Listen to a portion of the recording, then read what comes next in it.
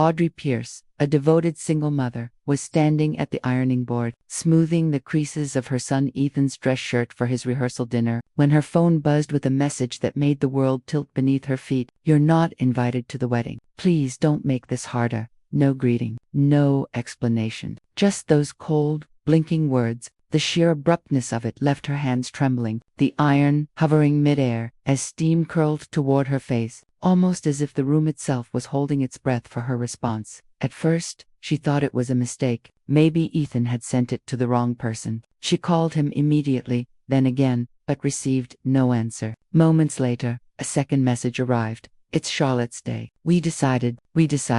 Audrey set down the iron carefully, feeling as if she'd been shoved off an unseen curb. As she sat on the edge of the couch, the silence of her home weighed heavily. No TV, no kettle whistling, only the faint ticking of the kitchen clock marking the moment she realized she didn't belong at the most important day of her son's life. She wanted to respond, to explain that everything she had done had been out of love, not obligation. She typed a message, then deleted it, struggling to find words that didn't sound like pleading. Her mind wandered down memory lane. She recalled the vacations she canceled when Ethan fell ill, the overnight shifts she picked up to fund his travel soccer team, the nights she worked 3 shifts while he was in college, the 2 jobs she juggled when he started medical school. She remembered selling her engagement ring to help with his condo down payment, silently celebrating his achievements without ever diminishing his pride with the story of her sacrifice. Each act of love, quiet, unseen, and uncompensated, flooded her mind.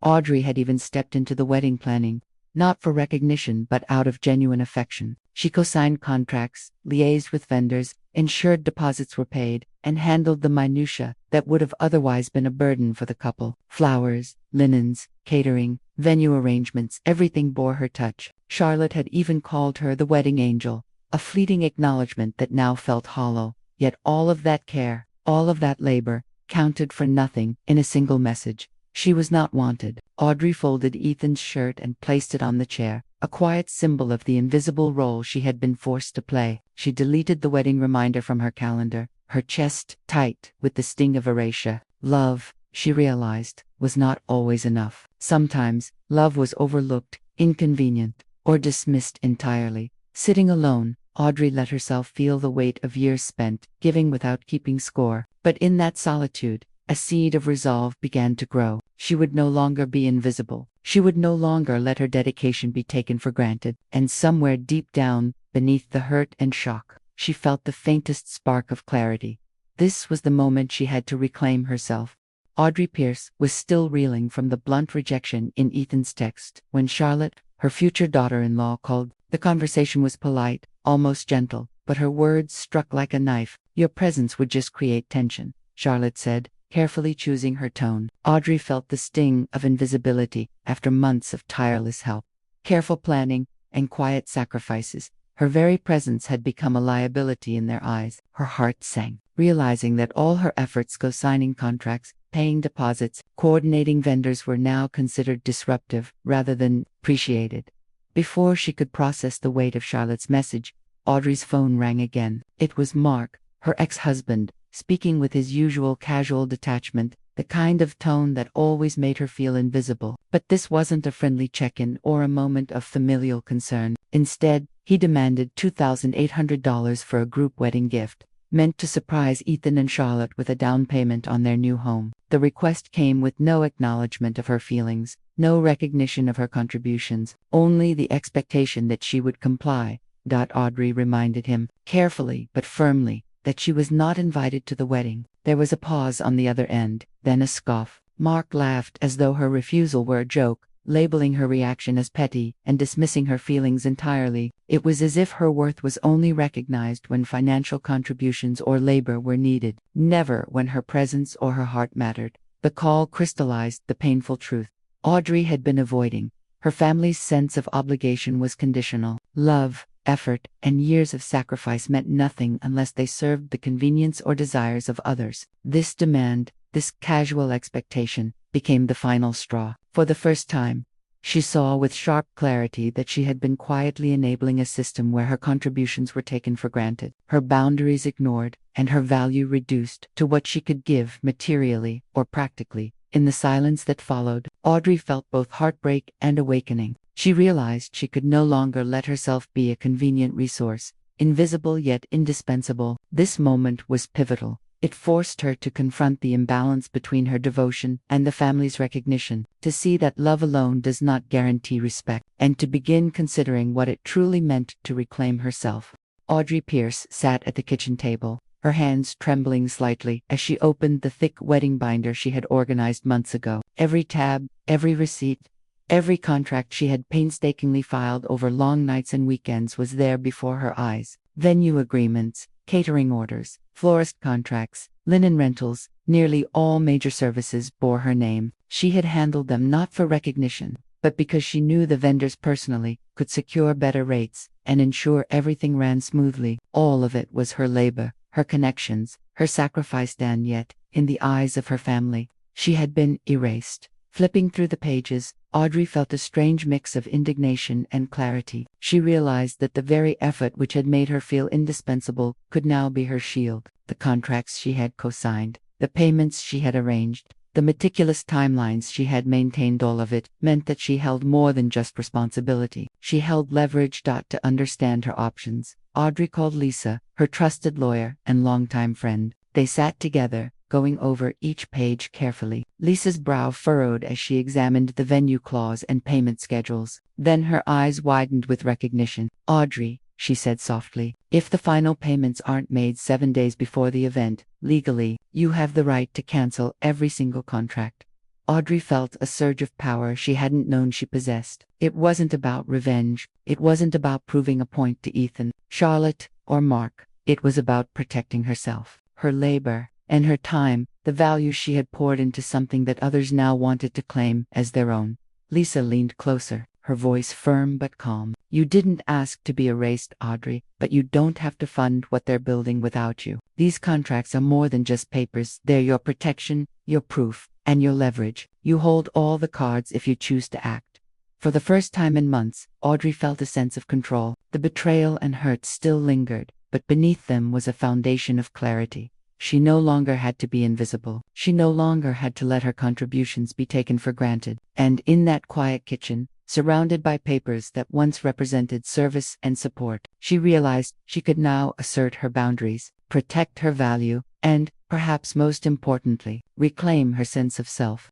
Audrey Pierce sat at her desk, the wedding binder open before her like a map of months of unseen labor. Her hands hovered over the keyboard, a mixture of resolve and lingering hurt coursing through her. Each page in the binder represented hours of planning, countless phone calls, meticulous payments, and tireless coordination, and yet, none of it mattered to the people who were supposed to love and appreciate her. For the first time, she felt the need to reclaim the power she had quietly surrendered. She began drafting emails to each vendor, the venue, the caterer, the florist, and the linen rental service. Every word was deliberate, professional, and devoid of emotion. No pleas, no apologies, no hint of bitterness. She cited the relevant contract clauses, highlighted payment deadlines, and attached PDFs of the agreements. The message was clear. The final payment had not been made, and under the terms of the contract, she was officially canceling the event. These were not threats. They were facts. Statements of legal right, and a reclaiming of her time and effort. Audrey scheduled each email to send at exactly 9 a.m., 7 days before the wedding, the exact moment when her authority as the contractual client would legally take effect. She reviewed the drafts one last time, ensuring clarity, accuracy, and professionalism. Each word felt like a gentle but firm assertion of boundaries she had long neglected to enforce. Once the emails were scheduled, Audrey felt a shift within her. She closed the laptop and leaned back, exhaling slowly. The weight of expectation, obligation, and unacknowledged labor began to lift. She realized that she no longer needed validation from the people who had excluded her. She had taken the first step towards self-respect, and that was enough. With a quiet determination, Audrey turned her attention to herself. She booked a flight to Maui, imagining the sand between her toes and the endless horizon that would stretch before her. This trip was not an escape born of bitterness, but a deliberate creation of her own meaningful moment, one that she would live fully and on her own terms. She packed her belongings with care, a simple linen dress, a pair of walking sandals, a couple of books she had longed to read, and the quiet satisfaction of a woman who had finally drawn a line. As she zipped up her suitcase, Audrey allowed herself a small smile. The act of removing herself from the wedding machinery, once a source of hurt and invisibility, now felt liberating. She would no longer wait for recognition, approval, or inclusion from those who had taken her generosity for granted. Maui, with its sun, surf, and serenity, would be her sanctuary, a place to reclaim her own narrative, to honor her time, labor, and value, and to begin living for herself once more. The morning sun poured over the golden sands of Maui, warm but gentle, as Audrey Pierce sat barefoot, the salt breeze tangling her hair. She held a steaming cup of coffee, the aroma grounding her in a sense of peace she hadn't felt in months. For the first time in a long time, she was living her own moment, free from the expectations and obligations that had dominated her life.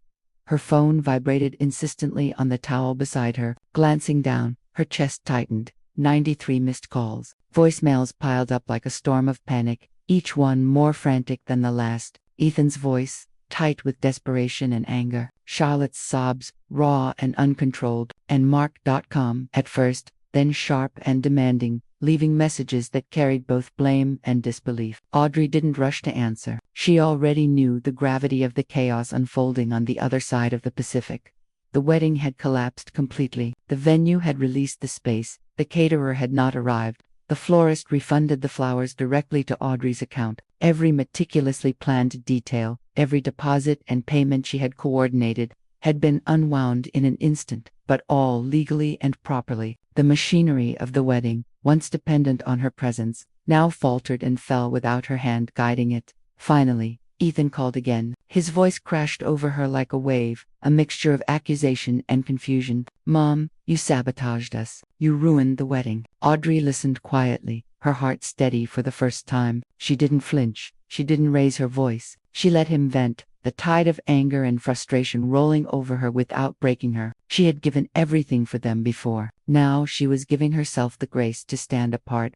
Her mind traced back through the years, all the overnight shifts, all the sacrifices no one ever acknowledged, all the silent labor behind his successes. And now, she realized, none of it had been her responsibility to defend. She had built the foundation, and they had chosen to erase her from the celebration. Her absence was not vengeance, it was the quiet assertion of boundaries long ignored. Audrey took another sip of coffee, feeling the sand cool beneath her feet. The chaos of the day did not reach her here, on this beach, with the ocean stretching endlessly ahead. She allowed herself a small, private smile, a recognition that she was finally free from being the invisible support, the one who always rebuilt what others destroyed. Today, she would not fix what was never hers to hold. Today, she would just be. Audrey Pierce sat on the balcony of her Maui hotel room, the late afternoon sun casting a warm golden glow over the ocean waves. The breeze carried the scent of salt and freedom, a stark contrast to the suffocating tension she had endured for months. Her phone, still buzzing with notifications from Ethan, Charlotte, and Mark, lay quietly at her side. She no longer felt compelled to answer immediately. The responsibility, the need to mediate, had finally lifted. When she did pick up, Ethan's voice erupted with frantic accusations. "You sabotaged us. You ruined everything." Audrey inhaled deeply, steadying her heartbeat. She spoke slowly, calmly, deliberately. "No, Ethan. I did not sabotage anything. I simply removed my time, my effort, and my value from those who chose to exclude me. Everything you saw as gifts, these were business transactions under my name. I respected your choice not to include me, so I honored it." There was a pause on the line, the chaos of Charlotte crying in the background, the sharp edge of Mark's voice. None of it reached her core. Audrey's tone remained measured, her presence unshaken. She wasn't defending herself for validation. She wasn't pleading for recognition. She was merely stating the truth, the boundaries she had finally embraced. After the call, a single message appeared on her phone. "You win." Audrey stared at the words, feeling neither triumph nor bitterness. She understood now that this wasn't a game, and no one needed to concede. The goal had never been to win over her family. It was to stop bleeding from their disregard and reclaim her own peace. Without hesitation, she deleted the message. A quiet act of self-sovereignty.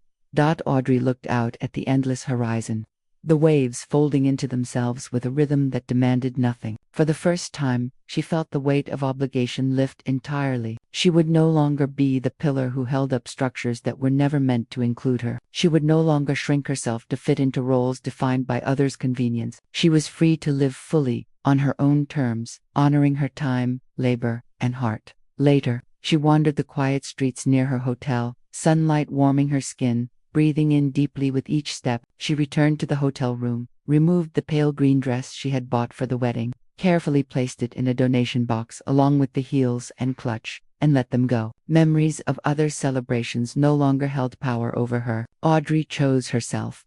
Sitting on the balcony with the last sip of wine, she raised the glass to the horizon. There was no need for apologies, no need for validation. The ocean, the sun, and the steady rhythm of her own breath reminded her she belonged here, in this moment, fully and unapologetically. She had set boundaries, reclaimed her life, and embraced freedom, and for the first time in a long time, she felt whole.